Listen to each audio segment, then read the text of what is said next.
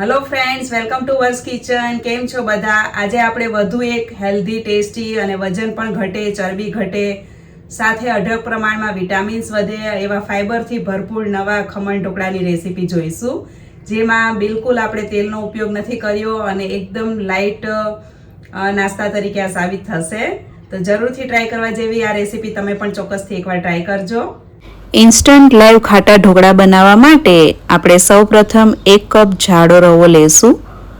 આ રીતનો દાણેદાર જે જાડો સૂજી રવો આવે છે તે લેવો. તેનાથી ઢોકળાનું ટેક્સચર બહુ જ સરસ આવશે. એકદમ દાણેદારની સાથે એકદમ સોફ્ટ અને રૂ જેવા પોચા જાળીદાર તૈયાર થશે. ઝીણો રવો ના લેવો. જાડો રવો હશે તો ઢોકળા બહુ જ સરસ તૈયાર થશે. તો 1 કપ જાડા રવાની સામે અડધો કપ ચણાનો લોટ એટલે કે બેસન લેવો.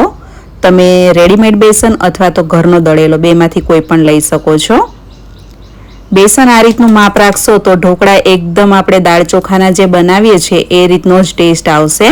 તો ચણાના લોટનું પ્રમાણ અડધો અડધ રાખવાનું છે. સ્વાદ પ્રમાણે 1 થી સવા ટીસ્પૂન જેટલું નમક, 1 ટીસ્પૂન જેટલી ખાંડ એટલે કે સુગર નાખવી, 1/4 ટીસ્પૂન જેટલી હિંગ અને હળદર નાખવા. ઇન્સ્ટન્ટ ઢોકળા બનાવતા હોય ત્યારે તેમાં હિંગ અને સુગર બંને જરૂરથી નાખવા. તેનાથી આથો ફટાફટ આવી જાય છે અને ઢોકળામાં સોફ્ટનેસ વધારે આવે છે, એટલે કે વધારે પોચા બને છે. આ બધું એક વખત કોરું મિશ્રણ છે તે સરસ રીતે મિક્સ કરી લેવું. આ રીતનો દાણેદાર લોટ તૈયાર થઈ જશે. હવે તેમાં એકદમ જાડી અને ઘટ અને ખાટી છાશ લેવાની છે. છાશ જેટલી વધારે ખાટી હશે એટલા ઢોકળા વધારે સરસ તૈયાર થશે. જાડી છાશ ન હોય તો 1 કપ ખાટું દહીં ઉમેરવું. તો 1 કપ જેટલી ખાટી ઘટ છાશ ઉમેરીને એક વખત સરસ રીતે મિક્સ કરી લેવું.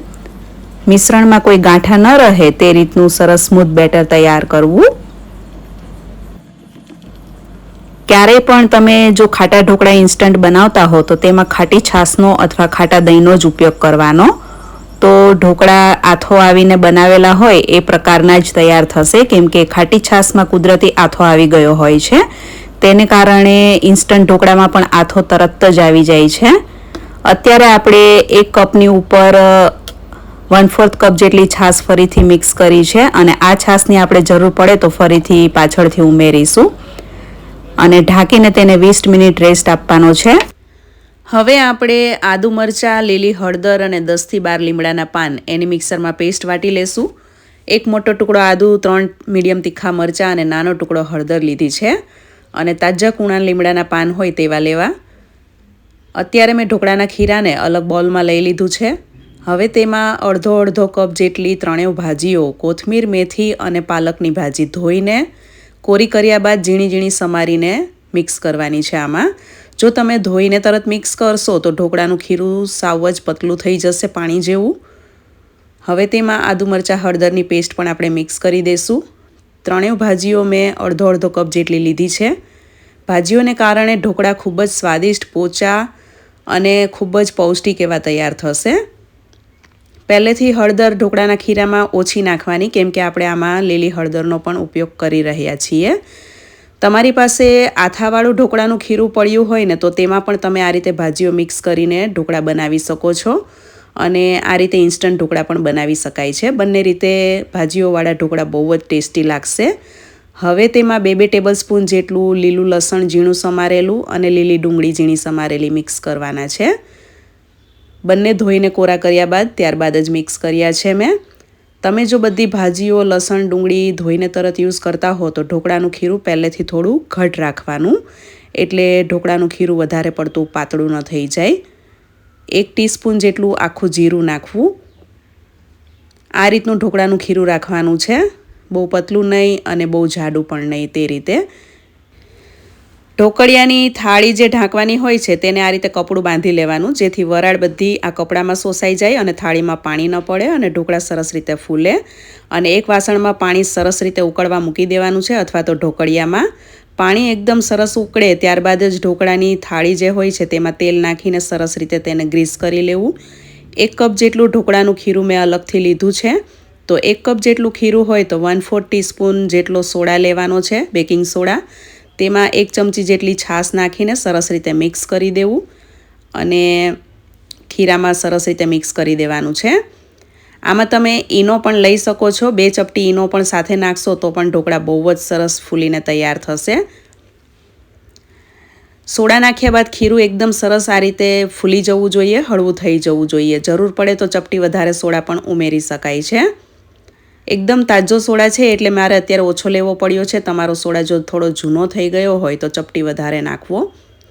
અને હવે આ ખીરું આપણે તેલથી ગ્રીસ કરેલી પ્લેટમાં નાખી દઈશું અને પાણી ઉકળી જાય ત્યારબાદ જ ખીરામાં સોડા નાખીને મિક્સ કરવાનો, નહીં તો ઢોકળા ફૂલશે નહીં. તો આપણે સ્ટેન્ડ ઉપર આ થાળી મૂકી દઈશું અને ઉપરથી લાલ મરચું અને થોડા તલ સ્પ્રિંકલ કરીશું, જેને કારણે ઢોકળા દેખાવમાં અને ટેસ્ટમાં બંને રીતે સ્વાદિષ્ટ લાગે.